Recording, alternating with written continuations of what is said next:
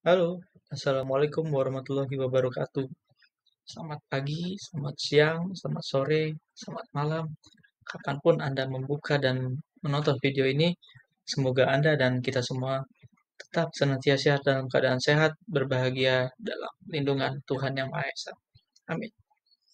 Kali ini saya, Muhammad Erhan Zaransa, akan mengulas dua kasus sebagaimana dibahas di dalam soal ujian akhir semester mata kuliah Analytical Business. Dalam hal ini terkait dengan integer programming. Kita langsung saja.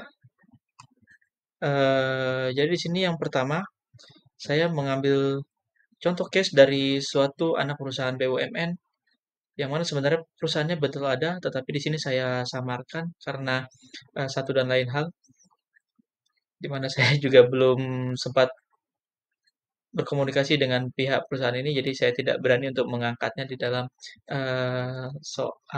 jawaban ini. Tapi yang pasti perusahaan ini adalah perusahaan konstruksi jalan, yang mana mereka fokusnya adalah pembangunan atau konstruksi jalan yang sifatnya kecil hingga menengah, yang nilainya di bawah 10 miliar sampai dengan 50 miliar. Jadi di sini saya akan membahas perusahaan konstruksi XYZ di mana saat ini sedang mengevaluasi beberapa proyek pembangunan jalan provinsi yang potensial untuk dikerjakan pada tahun 2020 mendatang. Tujuannya adalah untuk memaksimalkan peluang net profit margin dari proyek-proyek yang tersedia. Kalau dalam soal disebutkan NPV, tapi di sini saya mencoba untuk langsung ke NPM ya. Karena adanya keterbatasan sumber daya dan waktu pekerjaan proyek sesuai dengan RUP, yaitu adalah tahun tunggal atau single year, maka PT XYZ harus mempertimbangkan batasan-batasan constraint yang ada dalam memutuskan proyek mana saja yang akan dipilih. Karena PT XYZ sendiri menetapkan constraint bagi mereka bahwa untuk menjaga kualitas pekerjaan, mereka hanya akan mengerjakan maksimal 5 proyek pekerjaan. Itu pun jika memang memungkinkan. Karena mereka menilai bahwa kualitas pekerjaan akan terganggu apabila pekerjaan ini dilaksanakan lebih dari 5 proyek dalam setahun. Dan itu akan berpengaruh terhadap kualifikasi pekerjaan mereka nanti ke depannya. Kalau di dalam soal disebutkan bahwa project selection ini harus mencakup setidaknya 3-5 alternatif project, lalu 2-3 resource constraint, dan 1-2 project mix constraint. Nah, sebelum kita berlanjut ke situ, kita bahas dulu terkait dengan daftar proyek-proyek yang sudah dipetakan oleh PT XYZ. Di sini ada 5 proyek jalan. Pertama yaitu proyek A, peluang NPM 4 miliar rupiah dengan investment awal senilai 1 miliar rupiah yang membutuhkan 10 pekerja dan 2 eskavator. Lalu itu ada di Provinsi J.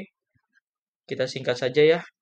Lalu yang kedua di proyek Jalan B, peluang NPM 3 miliar rupiah dengan initial investment 800 juta, membutuhkan 8 pekerja dan 1 excavator.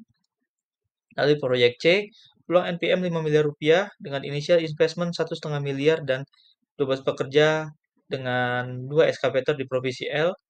Lalu proyek D, peluang NPM 3,5 miliar, initial investment 1 miliar, 6 pekerja dan 1 excavator juga di Provinsi K seperti proyek Jalan B.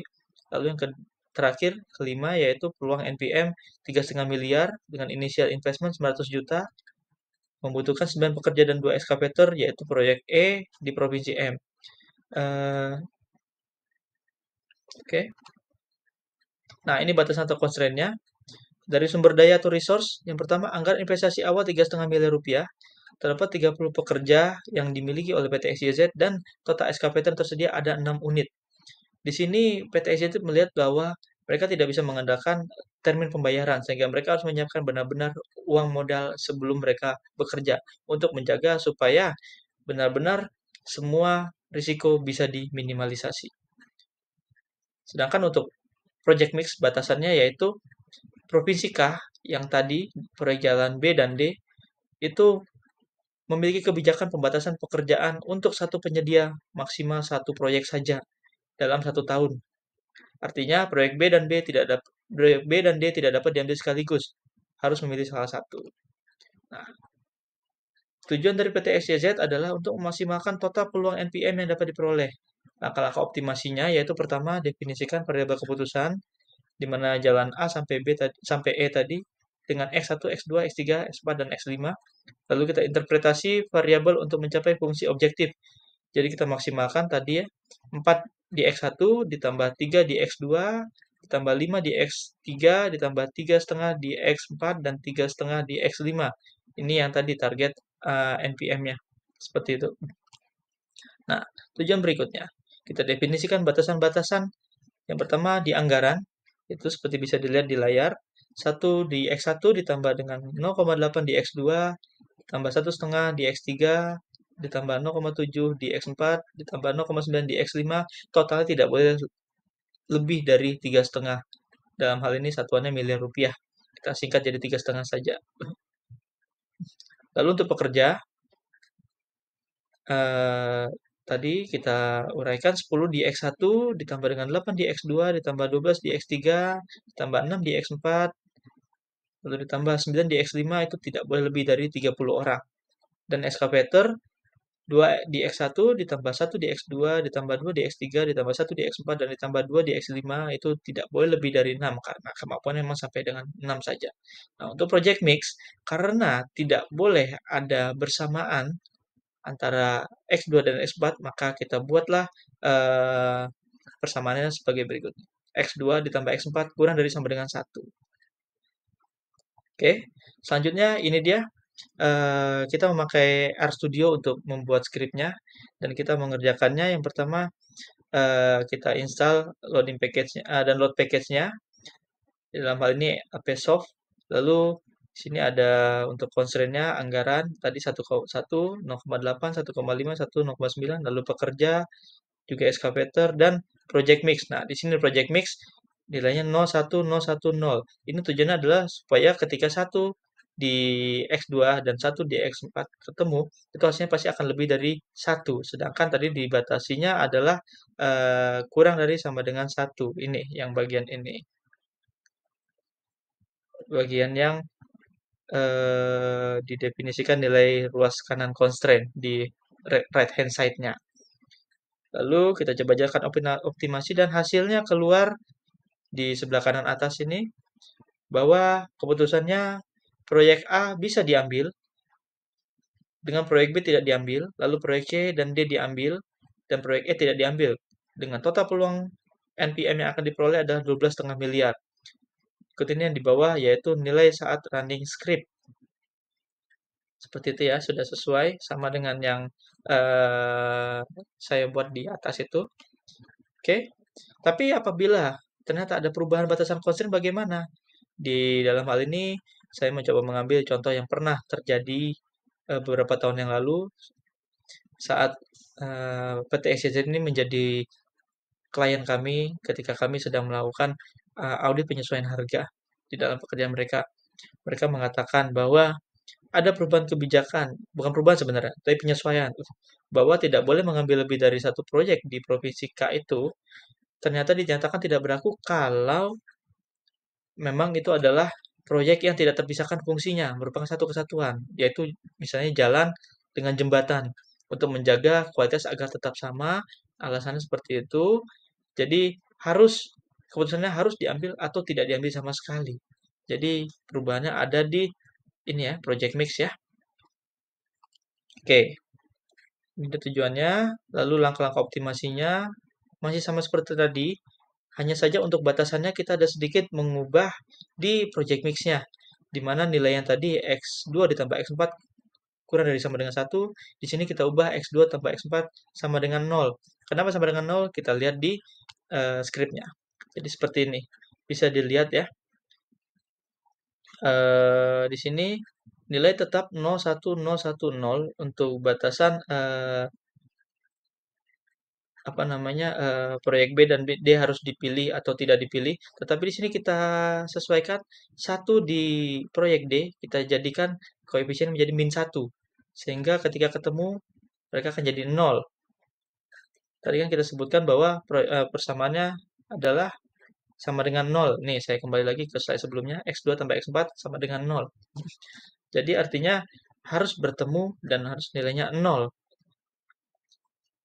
Supaya bisa 0, maka dipertemukanlah nilainya 1 dan min 1. Seperti itu. Dan inilah hasilnya. Ternyata tadi untuk yang klausul pertama ketika batasannya mengatakan B dan D tidak boleh bersamaan, proyek A diambil, tapi di sini menjadi tidak diambil. Kenapa? Karena proyek B dan D harus diambil. Konsekuensinya jadinya proyek A tidak jadi, diganti dengan proyek D, dan proyek C tetap diambil. Total peluang NPM yang akan diperoleh yaitu 11,5 miliar rupiah. Nah, dari sini kesimpulannya apakah favorable atau tidak? Jadi kita lihat ya, peluang profit ketika klausul kebijakan mengharuskan keputusan bahwa proyek B dan D harus dikerjakan sekaligus atau justru tidak sama sekali, itu malah berpotensi mengurangi peluang profit yang dapat diperoleh. Namun pada dasarnya perusahaan tidak perlu mengkhawatirkan hal tersebut, sepanjang dapat memastikan kebijakan dan klausul apa saja yang mengikat dan mereka tetap bisa comply atau patuh terhadap peraturan itu.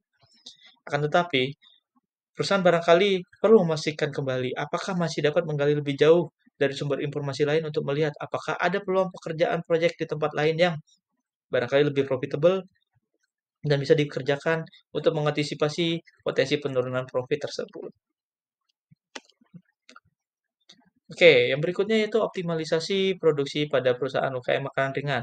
Tadi soal yang pertama sudah, selanjutnya yang kedua yaitu optimalisasi perusahaan UKM makanan ringan. Oh ya, sedikit yang tadi saya angkat lagi. Yang pertama tadi itu adalah jenis pure integer programming yang di-combine dengan zero one integer programming. Kenapa? Karena pure integer programming untuk mencari optimalisasi profitnya, sedangkan zero one integer programming adalah untuk melihat satu dan nolnya, nilai binernya, diambil atau tidak, seperti itu. Sedangkan kalau untuk yang di sini, optimalisasi produksi pada perusahaan UKM makan ringan ini adalah masuk di pure integer profit. Kenapa? Nanti kita bahas. Kita diskusikan dulu overview-nya. Ya, di sini ada sebuah UKM makanan ringan hendak mengoptimalkan jumlah produksi untuk dua produknya, keripik singkong dan keripik pisang. Masing-masing produk ada sisi profit atau profit margin yang berbeda, yang membutuhkan waktu pemrosesan yang berbeda, juga di setiap departemen pengolahannya, yaitu cutting, frying, dan pengemasan. Nah, perusahaan ingin memaksimalkan profit, namun di sisi lain ada keterbatasan ketersediaan sumber daya. Oke, ini dia matriks pekerjaan work hour per unitnya untuk masing-masing jenis produk. Keripik singkong, cuttingnya 2 jam per unit, lalu frying 3 jam per unit, pengemasan 1 jam per unit, lalu keripik pisang itu cutting 1 jam per menit, frying 2 jam per menit, dan pengemasan 2 jam per menit.